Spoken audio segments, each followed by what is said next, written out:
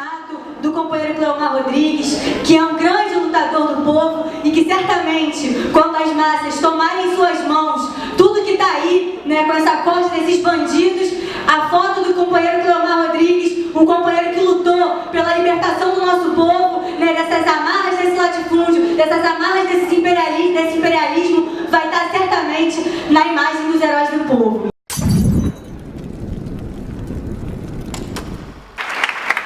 Inicialmente eu queria agradecer o convite que me foi feito para vir aqui participar dessa mesa, participar desse debate, que me deixa muito feliz de poder partilhar com vocês essas discussões. Eu queria iniciar chamando a atenção de vocês para uma coisa que para muitos pode parecer um verdadeiro exercício de loucura, né? Porque eu tenho certeza de que muitos imaginariam que 200 pessoas no anfiteatro, falando agora, em 2019, outubro de 2019, sobre revolução, sobre proletariado, só pode ser resultado das portas abertas do hospital psiquiátrico, né? Quer dizer, vocês sabem como várias pessoas tenderiam a pensar isso, certo? E teriam os melhores argumentos, as melhores justificativas, análises mais minuciosas, para dizer que nós todos simplesmente deliramos quando estamos a falar sobre, usando esses termos aparentemente arcaicos, né? Revolução, sabe? Colocando bandeiras vermelhas por todos os lados. A gente estaria simplesmente delirando. Mas vejam que coisa interessante, porque muitas vezes o delírio é aquilo que é de mais real, certo? Porque estes mesmos termos, a princípio, revolução, estão na boca de quem nos governa hoje. Então, a extrema-direita que nos governa fala a todo momento que ela está operando uma revolução nesse país, certo? E ela recupera, como sempre recuperou, uma série de procedimentos e temáticas que são nossas. Quando o senhor Bolsonaro vira e fala: eu não vou negociar com o Congresso, minha ligação com o povo é direta, certo? Não tem mais representação. Até eu não preciso mais, eu falo diretamente com vocês nesses lives totalmente, milimetricamente mal feitos, para se mostrar isso de maneira absolutamente científica e precisa, esse efeito de real, certo? É sempre bom lembrar de onde veio isso. Isso veio de nós, isso veio da gente, certo? Que ouve agora o nosso próprio discurso de forma invertida, não para transformar a ordem, mas para preservar a ordem, para preservar uma ordem que luta desesperadamente contra a sua própria dissolução iminente. Não há mais nenhum horizonte nesse país de conciliação possível. Isso sim é um delírio. Esses sim deliram. Esses que ficam à espera das grandes frentes, esses que ficam à espera das conciliações com as figuras mais heteróclitas possíveis, uma coisa da ordem do completamente monstruoso, onde você encontra ao mesmo tempo abraçando, chorando junto, sindicalista e representante, sabe, da UDR, de grandes latifundiários, certo? Esses que de uma certa maneira aparecem como sendo expressões máximas do povo, certo? Que vão jantar, sabe? Encontrar aquelas pessoas que na verdade são os grandes financistas, sabe? Banqueiros. Então, imaginar que toda essa coisa pode vir junta e pode transformar o Brasil, ou pode impedir o Brasil da barbárie, isso sim é um delírio. E esse delírio é que tentam nos vender hoje mais uma vez. Eu digo mais uma vez porque isso tem uma história longa, muito longa. Estou terminando a edição de um livro com os textos do Carlos Marighella, e o que mais me deixou impressionado era a atualidade de alguns desses textos. Por exemplo, quando ele rompe com o PCB, dizendo: veja que coisa fantástica. Nós tínhamos um partido de massa, um partido que tinha densidade urbana, que tinha a estrutura dos sindicatos, e nós entramos numa grande coalizão com o setor progressista da burguesia nacional. E qual foi o resultado? Qual foi o resultado? Não só um golpe militar, mas quando tem um golpe militar, não há reação nenhuma. ninguém reage. A coisa mais medonha que se pode imaginar. Um país de alta voltagem de transformação, de alto desejo de transformação, de grande mobilização popular, quando tem um golpe, não tem reação nenhuma. E ele tira as consequências disso. O que é fantástico nessa história é que ela se repetiu. Ela se repetiu mais uma vez. Ela se repetiu com esse horizonte da nova república, das grandes conciliações que foram próprias desses nossos 30 anos de nova república, onde você via nos governos ao mesmo tempo representantes da ditadura militar e representantes da oposição, certo? Oposições que em larga medida, né, para não ser injusto com todos, mas em larga medida tinham sido oposições criadas pela própria ditadura. Porque há de se reconhecer que a ditadura brasileira, que os militares brasileiros podem ter todos os defeitos do mundo, mas estúpidos eles não são. Porque é difícil vocês imaginarem uma ditadura que foi capaz de, no seu primeiro ato, a primeira coisa que ela fez, ela criou sua própria oposição. E a sua oposição perpetuou-se.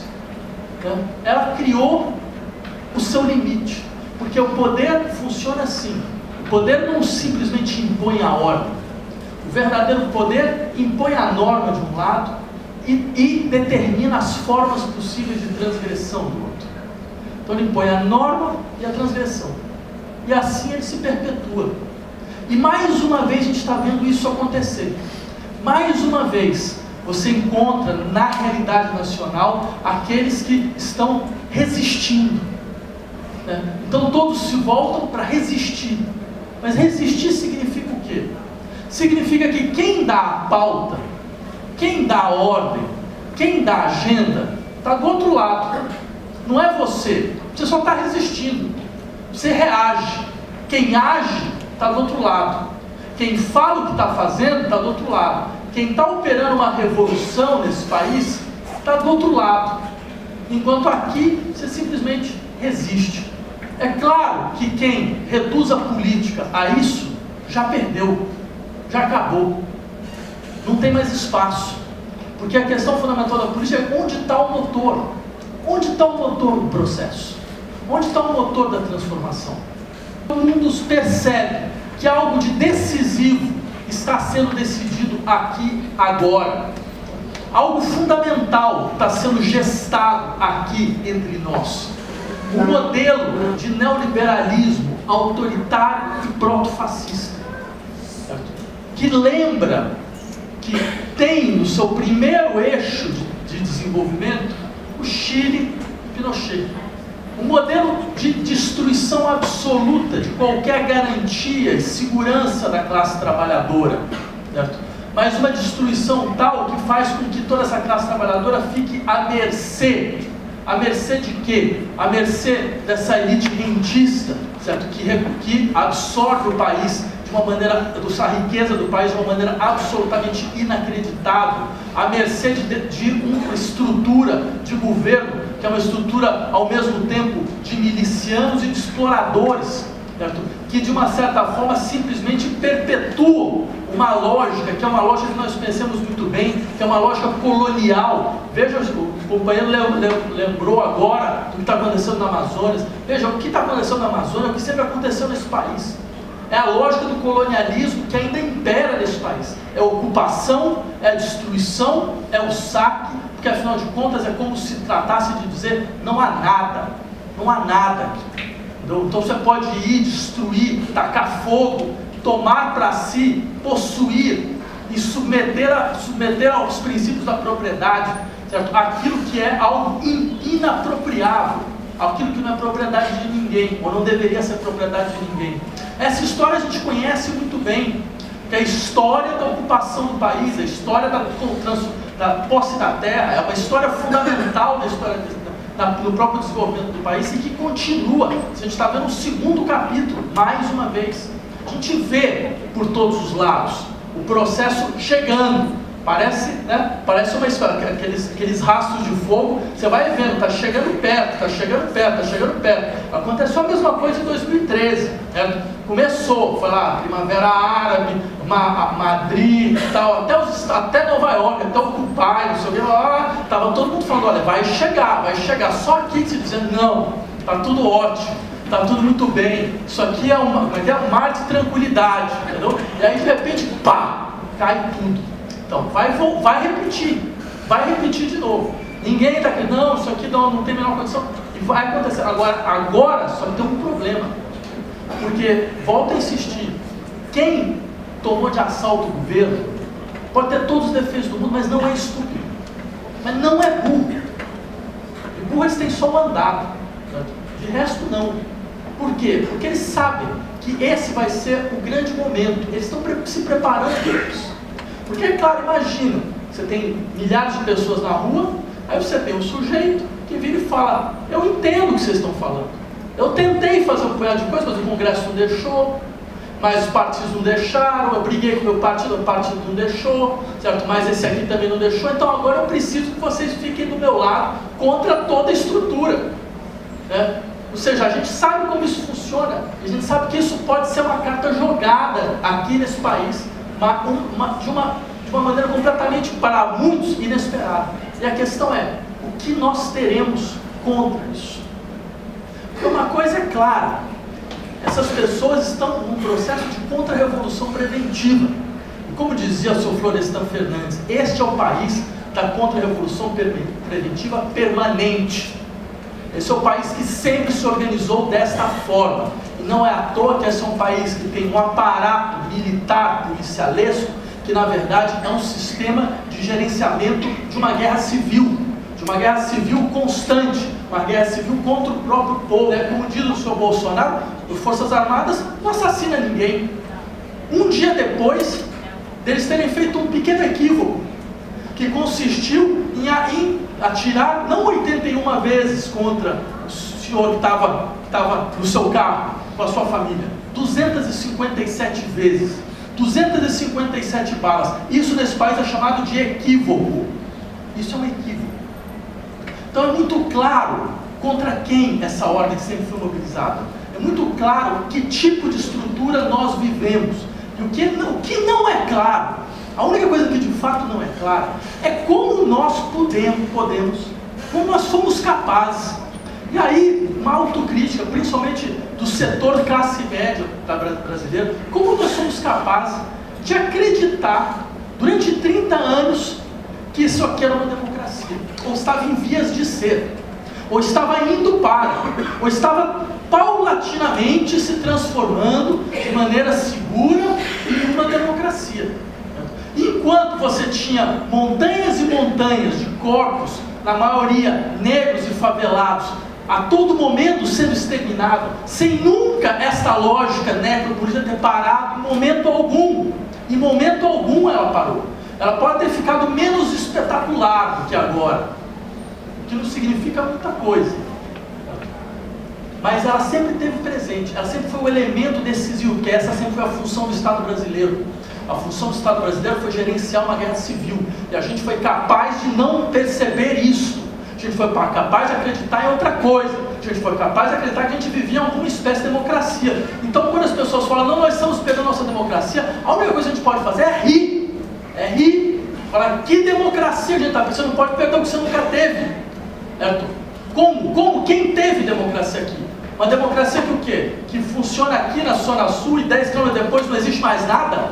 Uma democracia geograficamente localizada? Uma democracia de quartel? Porque a gente vivia dentro de um quartel, era isso? É isso que eles querem reinstaurar de novo? É isso que as pessoas chorando, porque afinal de contas, o Bolsonaro, sabe, todas as coisas que eles falam, é isso que eles querem reinstaurar? E é isso que vão vender a população? A população sabe que isso não é verdade, então ela quer outra coisa para esse país. De assumir de forma clara, é necessário uma radicalização das pautas da esquerda brasileira. Radicalização absoluta das suas pautas econômicas, das suas pautas sociais e das suas pautas políticas. Se as pautas sociais talvez sejam as únicas pautas que a esquerda tem coragem de colocar alguma coisa mais explícita, né? Porque ela é sensível a toda essa estrutura contra as classes vulneráveis desse país, nas pautas políticas e econômicas é uma vergonha absoluta. Só que agora a gente tem uma chance fundamental, porque todo esse sistema de rebeliões e de insurreições que nós estamos vendo tem um elemento absolutamente novo e importante. Eles indicam um ressurgimento da ideia de luta de classe. Todos eles se colocam muito claramente. É contra a exploração econômica que ataca todos, fora os 1% que conseguem preservar seus rendimentos. Certo? Isso lembra a nós, certo, um elemento decisivo, porque a esquerda brasileira sempre teve vergonha, teve medo de assumir isso. Teve medo de assumir, afinal de contas, quem são nossos inimigos? Certo? Nossos inimigos estão lá, muito claramente amplificados. Quantos milionários a mais tiveram nesse país hoje? 102 bilhões de reais de lucro no sistema bancário nacional. E um país que aparentemente está em crise. A questão fundamental é crise para quem? Para quem se você tem 102 bilhões de lucro? O que é isso, meu? É do sistema inteiro. Então a gente sabe muito bem contra quem nós estamos lutando. Certo? Muito claramente contra quem nós devemos lutar. Certo? Isso, eu volto a insistir, é um elemento fundamental para que a mobilização, para que a insurreição que vai acontecer nesse país, porque não tem outra saída, porque as pessoas sabem muito bem que elas estão se empobrecendo, elas sabem muito bem que elas estão numa situação onde elas não vão ter mais condição alguma de sobreviver materialmente. A pobreza não mente, a pobreza não engana, certo? Só terminando, no estado do Maranhão, certo? A expectativa de vida é 67 anos. Agora a gente tem uma estrutura previdenciária onde você só pode aposentar depois de 65. O que isso significa? E você acha que as pessoas não vão entender que elas perderam sua aposentadoria? Você acha que elas vão ficar em casa? É assim, como se lembrou várias vezes, a história desse país é uma história de luta. Uma história de luta constante e contínua. Ela vai voltar. E onde nós estaremos nesse momento? Essa é a questão. Muito obrigado.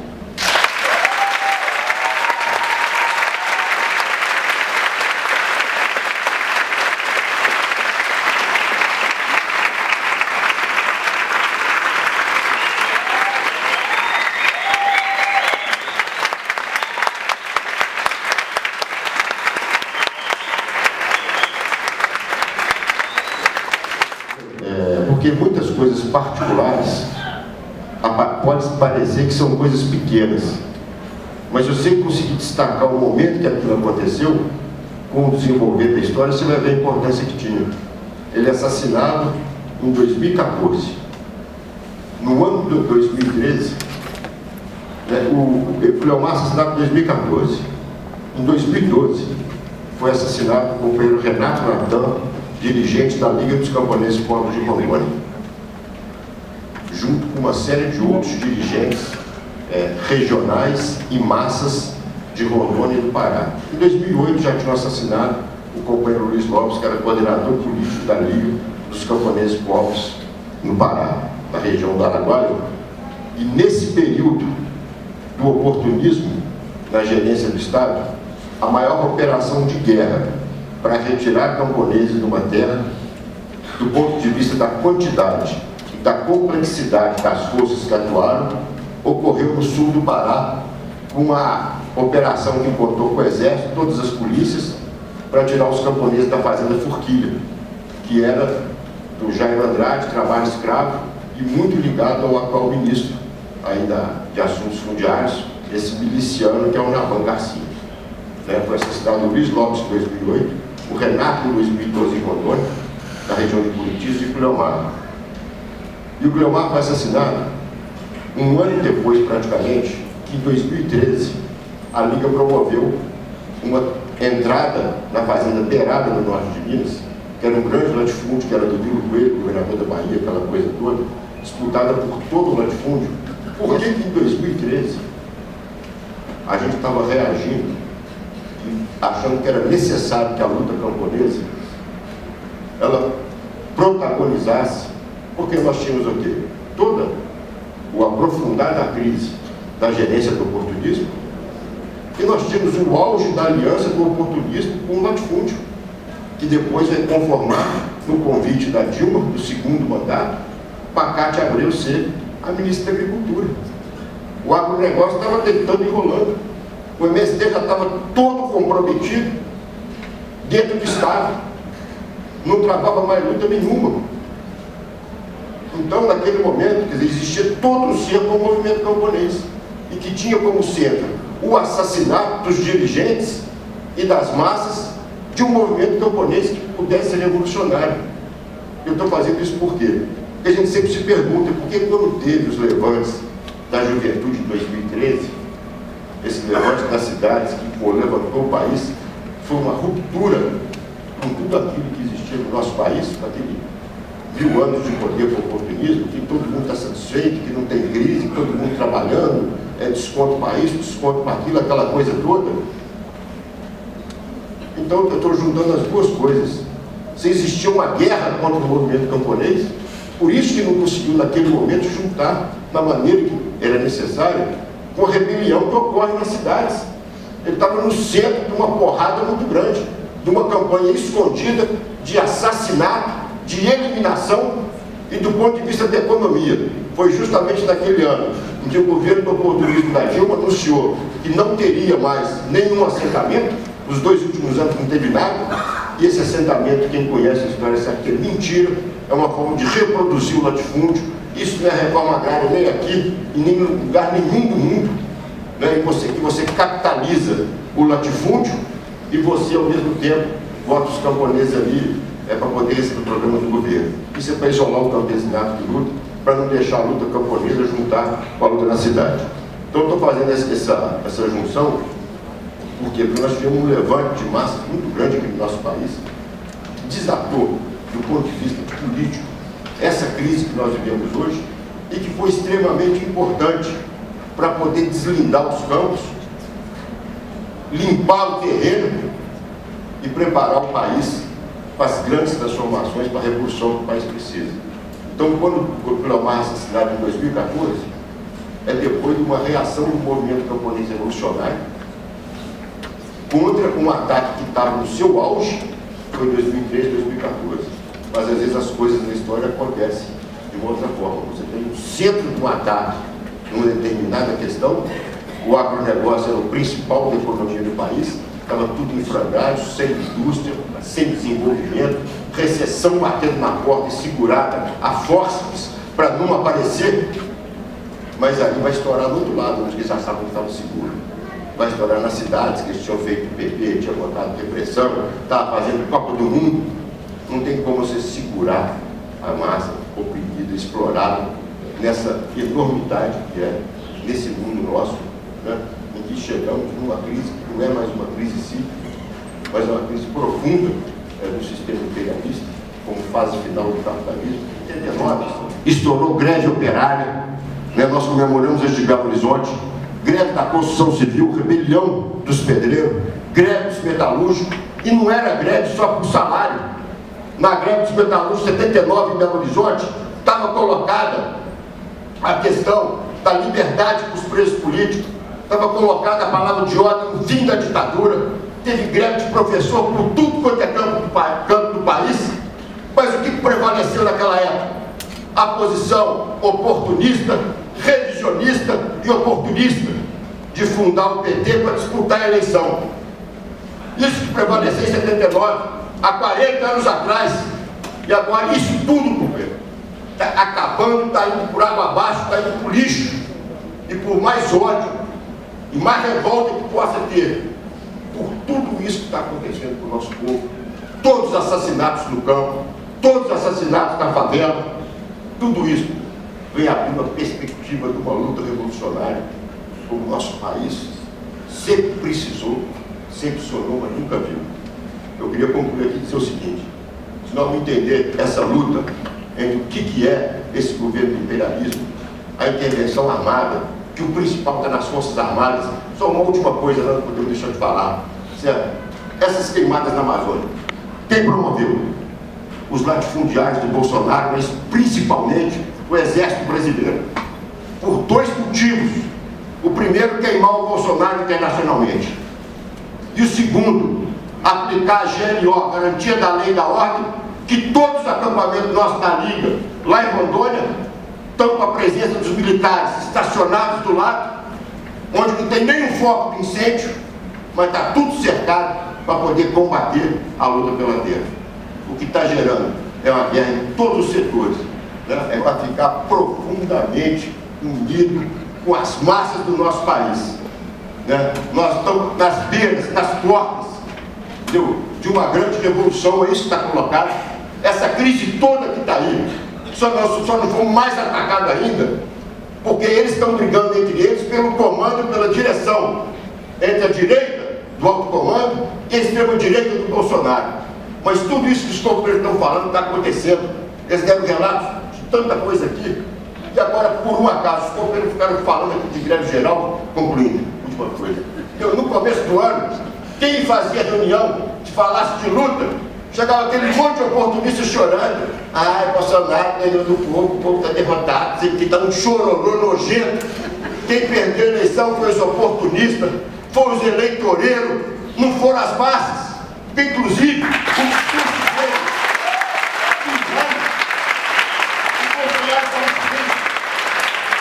que derrubar o sistema político de violência, Congresso, não sei o quê, STF, essa coisa toda. E o povo não tem nojo disso tudo.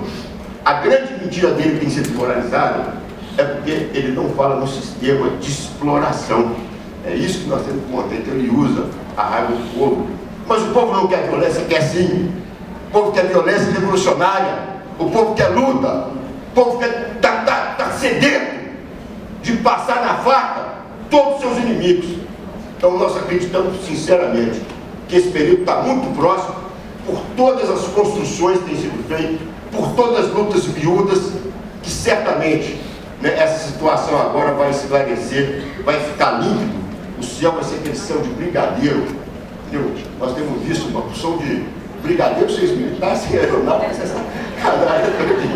vai ser o céu de brigadeiro, porque vai estar completamente sem nuvens, essas nuvens horrendas, né, de traição, de oportunismo, de afastar da luta do povo, e todos os heróis que os companheiros saudaram, Zé Pimenta, Cleomar e tantos outros, todos esses anos de luta aqui no país, certamente vão brilhar muito alto para iluminar a gente nessa luta. Esses dois caminhos se delineiam, né, no movimento popular como um todo. Então, existem aí os dois caminhos. No próprio movimento camponês, a gente viu aí o MST, que durante muito tempo foi referência, né, nessa questão da luta pela terra, e concretamente hoje em dia vive numa campanha praticamente de defender que não coloquem agrotóxicos, e a gente vê em contrapartida a Liga dos Camponeses Pobres, né, tomando terra e lutando ao lado desse povo. E no movimento estudantil ocorre a mesma coisa. O que significa atualmente, né, esses dois caminhos? O caminho proposto pela União Nacional dos Estudantes no seu último congresso, que é de que os estudantes deveriam ir até a Brasília, até o Congresso, entregar uma carta para o Entraldo. Vejam, né, o momento de radicalização, acirramento da luta de classes, assassinato, né, como bem foi colocado aqui na letra da música, carta branca para matar o nosso povo. Eles foram lá entregar uma carta para o Entraldo, pedindo encarecidamente que não houvesse mais ataques à educação, pedindo encarecidamente que desistisse do Futurice.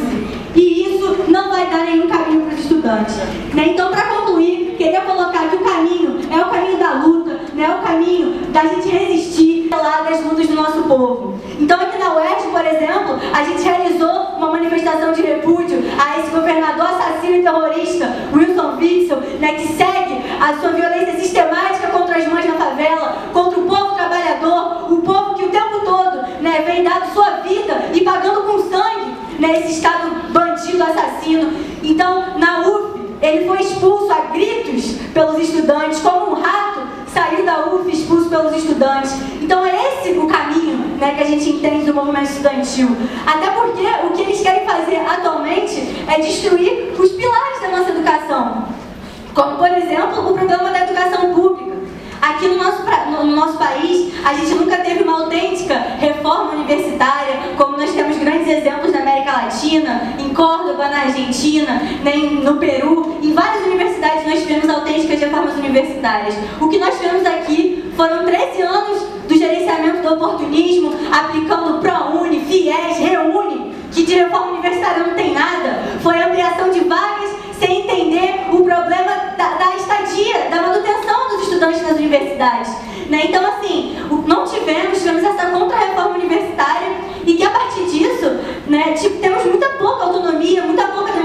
democracia. E com o problema da gratuidade sendo central, o que eles querem atacar é isso. Quando eles tiram o caráter público das nossas instituições, quando eles vêm com um projeto como o Futurice, o que eles querem fazer é atacar a gratuidade e logo atacar a nossa autonomia, a nossa democracia, que foi, inclusive, a pouco que nós temos conquistado com muita luta. É necessário dizer aqui, a conquista da gratuidade, ela só vem em 2007, quando estudantes da UPE de Petrolina, da UFMG em Minas Gerais, embaixo de expulsão e processo, inclusive prisão, garantiram a gratuidade da universidade. E isso é uma luta que eu posso dizer com orgulho, que nós do MPR estávamos presentes, não estávamos aí pelo Brasil fazendo caravana pelo Reúne, do contrário, estávamos lá defendendo a educação pública com unhas e dentes.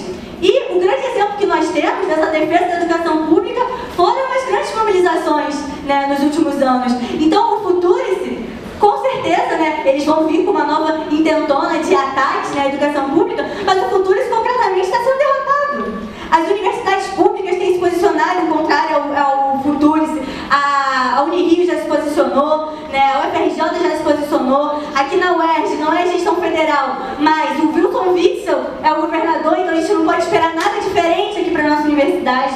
Então acho muito importante colocar isso, né, colocar que a gente também precisa combater essa tentativa, né, já que o Futurice não passou, dos interventores, como teve a tentativa do Cefet, a tentativa na Unirio, na própria UF, né, a intervenção desses militares aí. É um golpe militar e reacionário preventivo no nosso país, para tentar evitar o inevitável levantamento das massas. Então nós precisamos transformar as escolas e as universidades em trincheiras de combate, né, para que aqui seja basicamente o quartel-general da juventude e que a gente não abra mão desses espaços. Então, companheiros, agradecer aí pelo tempo na mesa, saudar muito, né, todos os levantamentos, entendendo que o movimento estudantil está vinculado à luta popular e nenhuma ilusão, né, com o caminho legalista, né, de que rebelar-se é justo, e cantar aqui uma palavra de ordem que nós do MPR entendemos que é uma muito fundamental. Derrubar os muros da universidade, servir ao povo, no campo e na cidade. Derrubar os muros da universidade, servir ao povo, no campo e na cidade. E eu vou te seguir.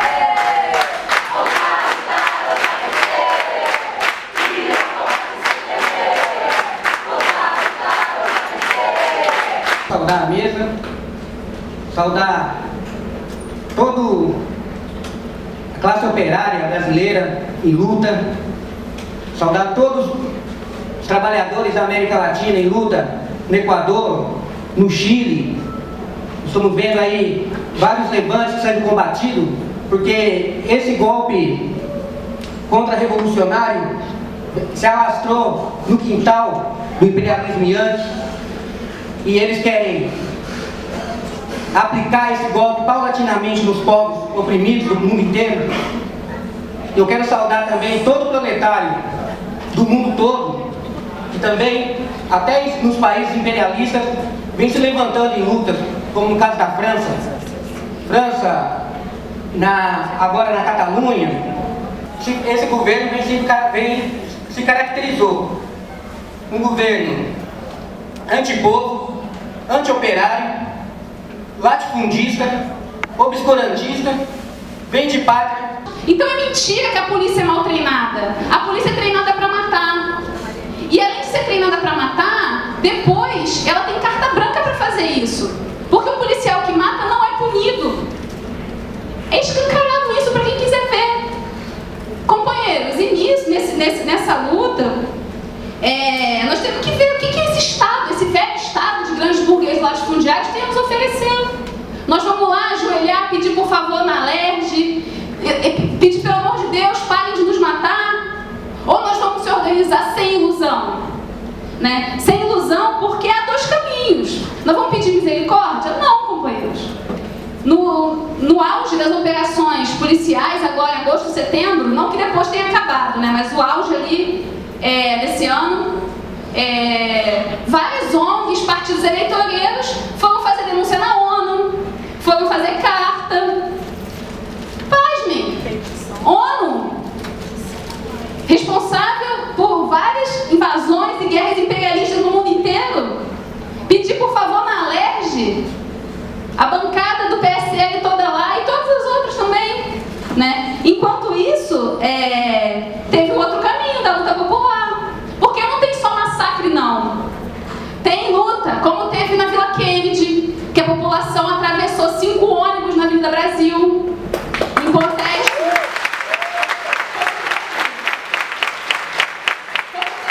Na Cidade de Deus, no Chapadão, no Complexo do Alemão. Como teve essa semana em Acari, que a população saqueou o frigorífico para não morrer de fome.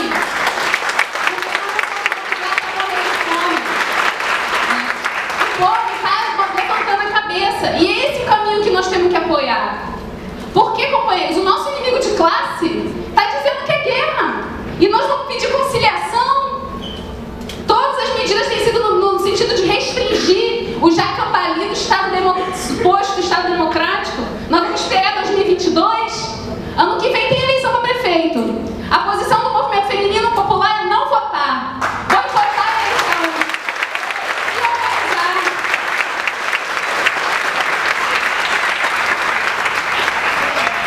Se organizar, companheiros, porque essa política contra os pobres é uma política de Estado no nosso país, né? A UPP começou no governo dito de esquerda. A UPP que matou o Amarildo, que arrastou a Cláudia, né? O muro na maré foi no governo dito de esquerda para esconder os pobres. Então abandonemos as ilusões e partamos para uma luta séria.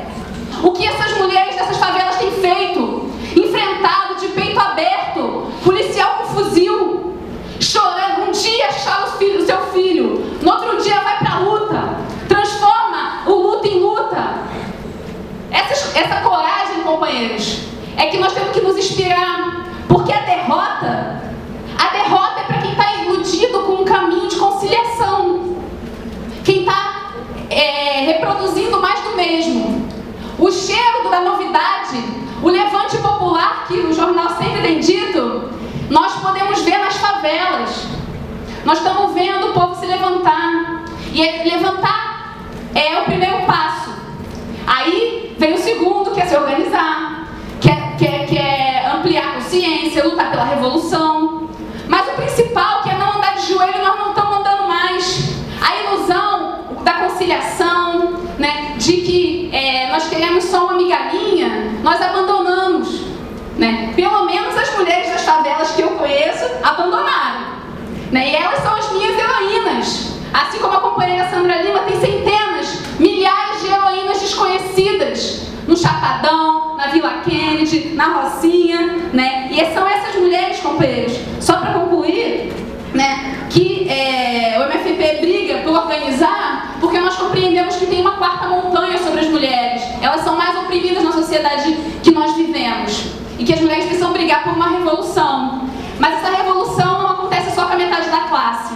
Por isso as mulheres têm que brigar para se organizar em todos os meios possíveis. E o cheiro do novo, da revolução, está aí nas ruas, está nas barricadas, em todas as favelas, no campo, na cidade. O povo se rebela. Saudações.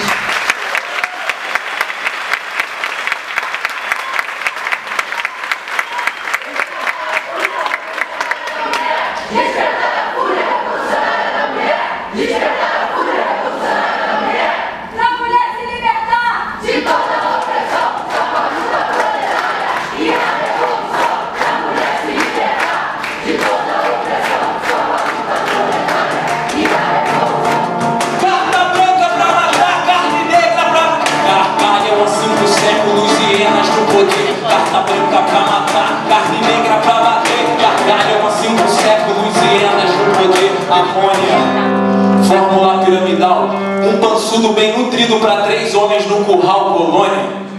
O que fizeram de nós? Saquearam nossa terra em nome a serviço de voz, vergonha. Cara de pau de quem falou que herdamos a malandragem daquele que trabalhou, suou, sangrou, tombou, renasceu, resistiu. Mãos negras de palma a palma.